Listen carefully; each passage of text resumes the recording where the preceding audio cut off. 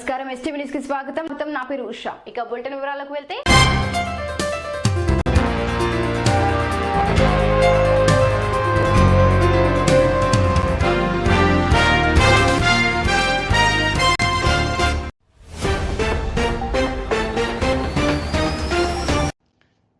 తెలంగాణలో పెరుగుతున్న పోలీసులపై దాడులు కొనసాగుతున్నాయి. హైదరాబాద్ లంగర్ హౌస్ పరిధిలోని బాగ్దాద్ కాలనీలో గొడవ పడుతున్న యువకులను విడిచేందుకు వెళ్లిన హోంగార్డ్ అలీంపై యువకులు రాళ్లతో దాడి చేశారు. హోంగార్డ్ అలీం తలకు రాయి తగలడంతో కింద పడిపోయాడు. వెంటనే హోంగార్డ్ ను అక్కడి నుంచి స్థానికులు తీసుకెళ్లిపోయారు.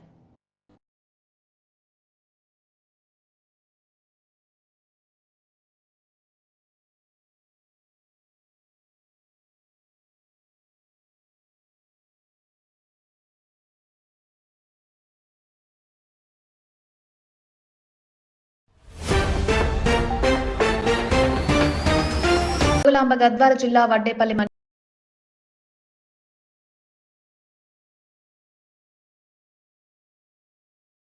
పైపాడు గ్రామంలో సీసీ రోడ్ల నిర్మాణ పనులకు శంకుస్థాపన చేసేందుకు వచ్చిన ఎంపీ మల్లురవి, ఎమ్మెల్యే విజయుడు, మాజీ ఎమ్మెల్యే సంపత్ కుమార్ మధ్య వాగ్వివాదం ఏర్పడి తోపులాటకు దారితీసింది.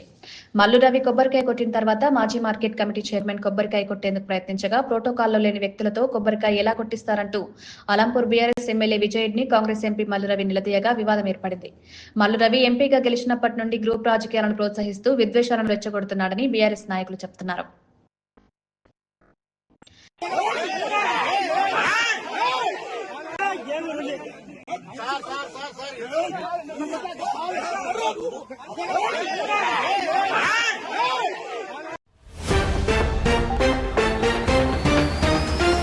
నారాయణపేట బీఆర్ఎస్ మాజీ ఎమ్మెల్యే రాజేందర్ రెడ్డి సీఎం రేవంత్ రెడ్డిపై ఎస్పీ ఆఫీసులో ఫిర్యాదు చేశారు. మొన్న జరిగిన ఖమ్మం సభలో రెచ్చగొట్టే విధంగా, హింసను ప్రేరేపించే విధంగా సీఎం రేవంత్ మాట్లాడారని, ఆయనపై కేసు నమోదు చేయాలని కోరుతూ డీఎస్పీ లింగయ్యకు ఫిర్యాదు కాపీ అందజేశారు.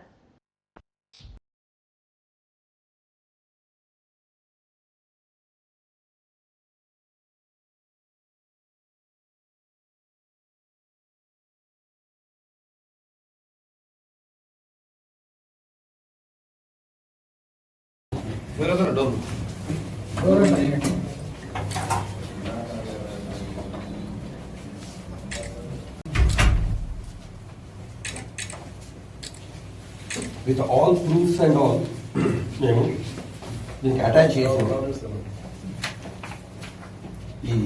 ఏదైతే నువ్వు నీకు అన్ని కూడా దీంట్లో అన్ని ఉన్నాయి, ప్రూఫ్స్ అన్ని దీంట్లో ఉన్నాయి పెన్ డ్రైవ్లో. దాంతో సహా మీకు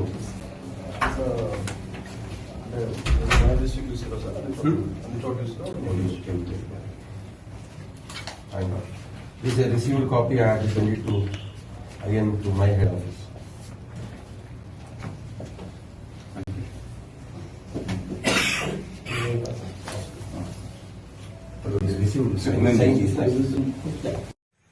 పద్దెనిమిదవ తారీఖు ఖమ్మం సభలో గౌరవ ముఖ్యమంత్రి రేవంత్ రెడ్డి గారు అతని స్పీచ్లో పచ్చిగా బీఆర్ఎస్ పార్టీని పార్టీ కేడర్ని తిడుతూ, అలాగే గౌరవ మాజీ ముఖ్యమంత్రి కేసీఆర్ గారిని తిడుతూ ఈ పార్టీని బొందబెట్టాలి, ఈ పార్టీ పల్లెటూరుల ఈ పార్టీ జెండా దిమ్మెలను పలకొడితేనే ఎన్టీ రామారావు గారికి నిజమైన నివాళి అని చెప్పి ఒక అసభ్యంగా, ఒక ప్రొవకేటివ్గా మాట్లాడి పల్లెల్లో మంచిగా ఉన్న వాతావరణాన్ని చెడగొట్టడానికి ఇది ఆస్కారం ఉంది. కాబట్టి అందుకే ఇవాళ మేము రేవంత్ రెడ్డి గారి మీద ఎఫ్ఐఆర్ బుక్ చేయాలి, ఒక ప్రొవకేటివ్ స్పీచ్ ఇచ్చి డిస్టర్బ్ చేస్తూనే స్పీచ్ ఇచ్చినందుకు అతని మీద ఒక ఎఫ్ఐఆర్ చేయాలని చెప్పి ఇవాళ ఎస్పీ ఆఫీస్కి వచ్చి ఒక ఎఫ్ఐఆర్, ఒక కంప్లైంట్ ఇవ్వడం జరిగింది. ముఖ్యమంత్రి స్థానంలో బాధ్యతాయుత ఒక స్థానంలో ఉండి ఆయననే ప్రొవకేటివ్ స్పీచ్ ఇస్తాడు, ప్రొవకేటివ్ చేస్తాడు, ప్రజలను అల్లకొల్లలో చేయడానికి ప్రయత్నిస్తాడంటే ఈ తెలంగాణ ఎక్కడ పోతుంది అనేది మనం అర్థం చేసుకునాలి. ఆయననే భాషకు అద్దు లేకుండా ఎట్లంటే అట్లా మాట్లాడితే ప్రజలు ఎలా మాట్లాడతారు? ఆయన ఎట్లా ఉంటాడో ప్రజలు కూడా అట్లే మాట్లాడతారు. ఏమైనా మాట్లాడితేనేమో సిట్ అంటాడు, ఎవరి మీద ప్రభుత్వం అధికారం వాళ్ళకు ఉందని చెప్పి ఎట్లంటే అట్లా ఇచ్చేసి ఆయన ఇబ్బంది పెడుతున్నాడు. అంతేకాకుండా ఇలా వాళ్ళ మొన్న జరిగిన కథనాలన్నీ చెప్పి తెలుసు మీకు. ఎన్టీవీ కానీ, ఆంధ్రజ్యోతి కానీ, TV9 కానీ అన్నీ వాళ్ళ పంచుక తినే దాంట్లో దాన్ని డైవర్ట్ చేయాలని అంతా బయటపడ్డది ప్రజలకు. అది బొగ్గు గనుల పంచాయతీ అని బయటపడినాక ఇలా ప్రజలది మళ్ళా మైండ్ డైవర్ట్ చేయాలని చెప్పి హరీష్ రావు గారిని టెలిఫోన్ ట్యాపింగ్ కేసు మీరు సిట్ అని చెప్పి నైట్ నోటీస్ ఇచ్చి వాళ్ళు రమ్మని చెప్పారు. ఎంతవరకు సమంజసమని అడుగుతున్నా. ఆల్రెడీ కోర్టు డైరెక్షన్ ఇచ్చింది, ఆయన క్లీన్ చిట్ ఇచ్చింది సుప్రీంకోర్టు. అవసరం లేదు, నన్ను విచారించే అవసరం లేదంటే కూడా మళ్ళా సిట్ వేసి అతన్ని విచారించి ఇబ్బంది పెట్టి ప్రజలను డైవర్ట్ చేయాలనుకునే రాజకీయం చాలా రోజులు నడవదు. ఈ రేవంత్ రెడ్డి ఎప్పుడైతే గద్దె దిగుతాడో అదే ఎన్టీ రామారావు గారికి నిజమైన నివాళని చెప్పి నేను ఈ సందర్భంగా నేను తెలియజేస్తాను. Thank you. 4 నెలలుగా జీతాలు ఇవ్వడం లేదంటూ సిద్దిపేట జిల్లా గజ్వేల్ ప్రజ్ఞాపూర్ మున్సిపల్ కార్యాలయం ముందు పారిశుద్ధ కార్మికులు ఆందోళనకు దిగారు. వెంటనే పెండింగ్ జీతాలు చెల్లించి కాంట్రాక్ట్ కార్మికులను రెగ్యులైజ్ చేయాలని డిమాండ్ చేస్తున్నారు. మాకు 4 నెలల నుంచి జీతాలు పడలేక ఇబ్బంది పడుతున్నట్టు మాకు స్పందనే జీతాలు ఇవ్వాలి, మాకు రెగ్యులేషన్ చేయాలి, వాళ్ళ లెక్క ESIPF కట్ కావాలి అని కోరుకుంటున్నాం. లేదు జీతాలు లేక అన్ని ఇబ్బందులు, చిట్టీలు కట్టలేక, EMI కట్టలేక ఇబ్బంది పడుతున్నాము. అక్కడ టార్చర్ అవుతున్నాయి మాకు ఫోన్ల మీద. ఫోన్ స్విచ్ ఆఫ్లు కూడా పెట్టుకుంటున్నాము. సిబ్బందికి జీతాలు, సిబ్బందికి జీతాలు, సిబ్బందికి జీతాలు. కమిషనర్ స్పందించాలి, కమిషనర్ స్పందించాలి, జీతాలు వెంటనే చెల్లించాలి, జీతాలు వెంటనే.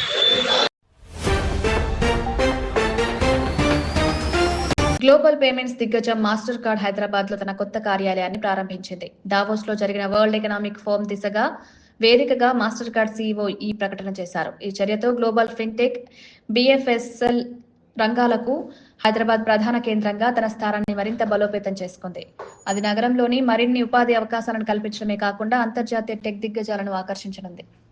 So we have now 9,000 people, so about a third of our employees based out of India. We just opened an office in Hyderabad, which is now our 6th presence. So it makes my trips to India even longer because I'm trying to go all over places. So we have now 9,000 people, so about a third of our employees based out of India. We just opened an office in Hyderabad, which is now our 6th presence. So it makes my trips to India even longer because I'm trying to go all over places. తెలంగాణలోని ఖమ్మం జిల్లా తల్లాడ మండలం కుర్నవల్లి గ్రామానికి చెందిన మహిళా దళిత సర్పంచ్ శేషమ్మ కాంగ్రెస్ నాయకుల తీరుపై ఆగ్రహం వ్యక్తం చేశారు. తన ఫోటోలను మార్ఫింగ్ చేసి కించపరిచేలా వ్యాఖ్యలు చేస్తూ అసభ్యకర పోస్టులు పెడుతున్నారని చెప్తున్నారు. ఈ మేరకు సర్పంచ్ శేషమ్మ పోలీసులకు ఫిర్యాదు చేశారు. నిందితులపై SC/ST యాక్ట్ కింద చర్యలు తీసుకోవాలని ఆమె డిమాండ్ చేశారు. నా పేరు శేషమ్మ, మాది కుర్నవల్లి గ్రామం. పంచాయతీ సర్పంచ్ గా ఉన్నా. నేను కాంగ్రెస్ BRS బలపరిచిన అభ్యర్థిని. నాకు ఇప్పుడు కాంగ్రెస్ అభ్యర్థిగా ఉన్నప్పుడు నాకు ఆపోజిట్ ఉన్నవారు నన్ను అనవసరమైన దూషణాలతో నన్ను అవమానపరుస్తున్నారు. సెల్లులకి ఇచ్చి వాట్సాప్ లో గ్రూపుల్లో పెట్టి నన్ను లేకుండా నా ఫోటో క్లియర్ చేసుకొని వారు నన్ను పెళ్లి చేసుకుంది ఒకళ్ళతోని, సంసారం చేసేది ఒకళ్ళతోనని ఇలా కించపరిచారు. అసభ్యంగా కంప్లైంట్ ఇవ్వడానికి వచ్చిన జరగాలి. మహిళలకి, నాతో ఉన్న మహిళలకు కూడా ఎప్పుడు కూడా ఇష్టమైనది దారుణం అనేది జరగకూడదు. మహిళలకి, దళిత మహిళలకి ప్రజాప్రతినిధి అయ్యుండి కూడా ఇలాగ నన్ను కించపరిచి అవమానపరిచి చేస్తున్నారు. ఉన్న మహిళలకి కూడా ఇలాగనే ఎలా జరిగిద్దో భవిష్యత్తులో కూడా మీరు చర్య తీసుకోవాలని నా మనవి.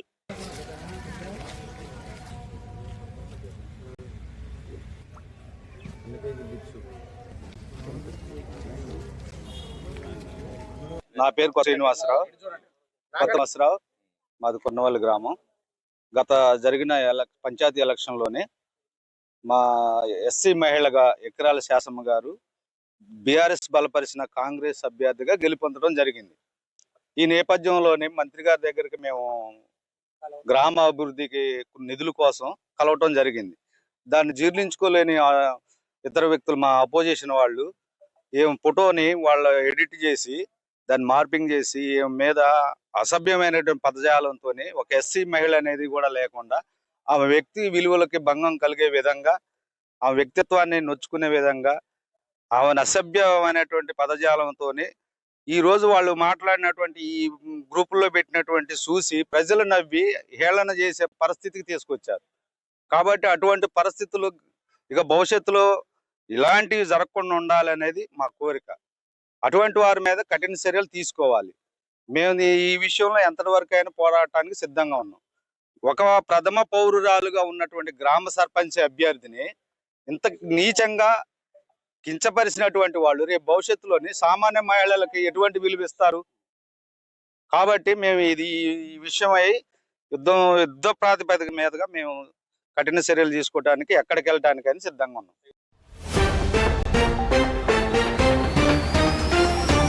తెలంగాణ రాష్ట్రంలో మున్సిపల్ ఎన్నికలకు ముందు కాంగ్రెస్ పార్టీకి మంత్రి వివేక్ వెంకటస్వామి భారీ ఎదురుదెబ్బ తగిలింది. చెన్నూరు నియోజకవర్గానికి చెందిన ఉమ్మడి ఆదిలాబాద్ జెడ్పీ మాజీ వైస్ చైర్మన్ మూల రాజిరెడ్డి కాంగ్రెస్ ను వీడి 1000 మందికి పైగా అనుచరులతో బీఆర్ఎస్ లో చేరారు. హైదరాబాద్ లోని తెలంగాణ భవన్ లో కేటీఆర్ సమక్షంలో తన అనుచరులతో కలిసి రాజిరెడ్డి గులాబీ కండువ కప్పుకున్నారు. దీనికోసం చెన్నూరు నియోజకవర్గం నుంచి హైదరాబాద్ కి తన అనుచరులతో కలిసి వందలాది వాహనాలు బయలుదేరారు. తెలంగాణ అస్తిత్వమే ఊపిరిగా రాష్ట్ర ప్రయోజనాల ధ్యేయంగా పనిచేస్తున్న వ్యక్తులను గౌరవిస్తూ ట్యాంక్ బండ్ పై వారి విగ్రహాలను ఏర్పాటు చేయాలని తెలంగాణ జాగృతి అధ్యక్షురాలు కల్వకుంట్ల కవిత డిమాండ్ చేశారు. వెయిట్ లాస్ ఇంజెక్షన్లతో పెరుగుతున్న ఆకస్మిక గర్భధారణలు కనిపిస్తున్నాయని గైనకాలజిస్టులు గుర్తిస్తున్నారు.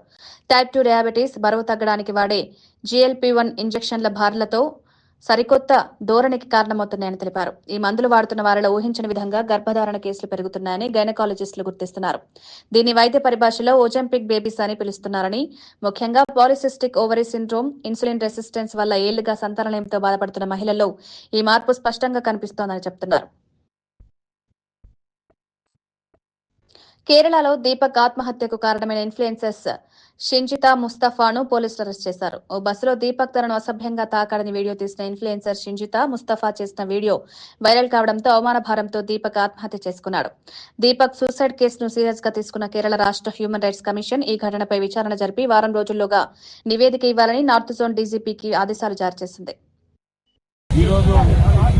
మేము చెన్నూరు నియోజకవర్గం నుంచి అందమాలి, రామకృష్ణాపూర్, జైపూర్, భీమారం, చెన్నూరు, కోటపల్లి, చెన్నూరు టౌన్ నుండి 1500 మంది కాంగ్రెస్ పార్టీ కార్యకర్తలు అందరం కలిసి ఈరోజు బాలిక సుమనన్న గారి నాయకత్వంలో, కేసీఆర్ గారి నాయకత్వంలో మేము ఇలా కేటీఆర్ గారి సమక్షంలో ఈరోజు తెలంగాణ భవన్ లో చేరుకోవడం జరుగుతుంది. మిత్రులారా, తెలంగాణ ప్రజలారా, చెన్నూరు నియోజకవర్గ ప్రజలారా అందరికీ కూడా నేను చేతులెత్తి కలవంచి నమస్కరిస్తా ఉన్నా. ఈ నిర్ణయం తీసుకోవడానికి మీ అందరికీ తెలిసినటువంటి విషయమే. గత ఎన్నికలలో అతి తక్కువ రోజులలోనే వివేక్ వెంకటస్వామి గారు మమ్మల్ని నమ్మించి మమ్మల్ని వంచడం జరిగింది. తక్కువ సమయం ఉన్నప్పటికీ కూడా కాంగ్రెస్ పార్టీ శ్రేణులందరూ సీనియర్ జూనియర్ అనకుండా గ్రామ గ్రామాన తిరిగి పల్లె తిరిగి బలోపేతం చేసి 23 రోజులలోనే 36,000 మా లీడ్ చేయటువంటి చరిత్ర చెన్నూరు నియోజకవర్గ ప్రజలకి దక్కింది. అందులో ఆనాడిచ్చినటువంటి వివేక్ గారు సొంత మినీపూర్తి పెట్టడం జరిగింది. రాజిరెడ్డి గారు మా కాంగ్రెస్ పార్టీ శ్రేణులందరికీ చెప్పాలని ఆనాడు చెప్పిన మాట 45,000 ఉద్యోగాలు ఈ తెలంగాణలో ఉన్నటువంటి చెన్నూరు నియోజకవర్గంలో ముఖ్యంగా యువతకు నేను ఉద్యోగాలు కల్పిస్తా, చెన్నూరులో ఒక సిరామిక్స్ ఫ్యాక్టరీ పెడతా, అదేవిధంగా ఇంకెన్నో ఫ్యాక్టరీలు పెట్టాలని చెప్పడం జరిగింది. నిరుద్యోగులకు ఉద్యోగాలు వస్తాయని మేము ఆనాడు నమ్మడం జరిగింది. వారిని నమ్మినటువంటి సందర్భంలో మమ్మల్ని వంచిన సందర్భంలో, అదే కాకుండా ఏదైతే గత ప్రభుత్వం చేసినటువంటి ఎన్నో అభివృద్ధి కార్యక్రమాలు చేయడం జరిగింది, అవి అసంపూర్తిగానే మిగిలిపోయినాయి. అవన్నీ కూడా పూర్తి స్థాయిలో ప్రజలకు అందిస్తారు, వారి ఫలాలు అందుకుంటారని ఆశించినాం.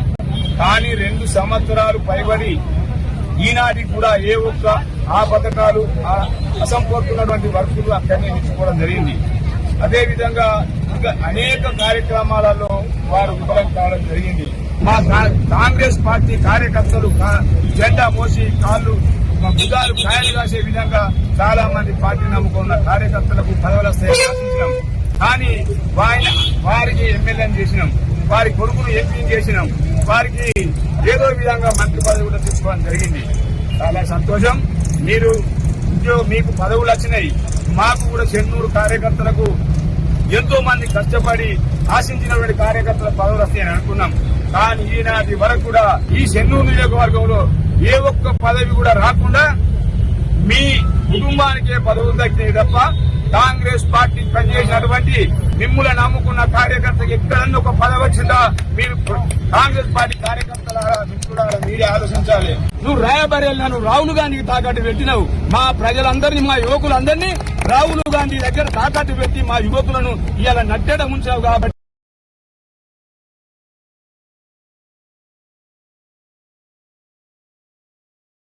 ఆనాటి నుండి ఈనాటి వరకు మేము ఎంతో కుమిలిపోయి ఈ రోజు నిర్ణయం తీసుకొని నీకు తగిన గుణపాఠం చెప్పాలి. ఏదైతే 36,000 మెజార్టీ ఏ విధంగా మా కాంగ్రెస్ పార్టీ శ్రేణులందరూ కలిసి ఈ చెన్నూరు నియోజకవర్గ ప్రజలు ఈ రోజు మీకు ఇచ్చినటువంటి అంతకన్నా రెట్టింపు నిన్ను ఓడగొట్టకపోతే మేము కాంగ్రెస్ పార్టీ నుంచి వెళ్లిపోయి ఈరోజు తెలంగాణ భవన్ లో కేటీఆర్ సమక్షంలో భారీ రెట్టింపు తోటి నీకు తగిన గుణపాఠం చెప్తాం, రిటర్న్ గిఫ్ట్ ఇస్తామని కూడా మా కార్యకర్తలు ఏ విధంగా అయితే ఈ రోజు భంగపడ్డారో వాళ్ళందరినీ భుజాన మీద వేసుకొని కాంగ్రెస్ పార్టీ నుండి వెళ్లిపోయి ఈ రోజు తెలంగాణ కేసీఆర్ గారి సుమనన్న గారి నాయకత్వంలో ఈ రోజు తెలంగాణ జెండా ఇలా మున్సిపల్ జెండా ఎగిరేస్తామని ఈ కాంగ్రెస్ పార్టీ అవమానపడ్డ కార్యకర్తలందరినీ ఈ రోజు ఏనాడైతే నీ పక్షా నుండి చేయి గుర్తుకు ఓట్లేసి గెలిపించుకున్నావో ఈ రోజు నువ్వు చేసినటువంటి అన్యాయాన్ని, నువ్వు చేసినటువంటి అవమానాలను భరించలేక ఈ రోజు మన కారు గుర్తుకు ఓటేసి మేము ఇక్కడ మన తెలంగాణ జెండా ఎగిరేసే విధంగా నా కార్యకర్తలందరికీ నేను వెన్నంటి ఉండి అండగా ఉంటానని నేను హామీ ఇస్తున్నా.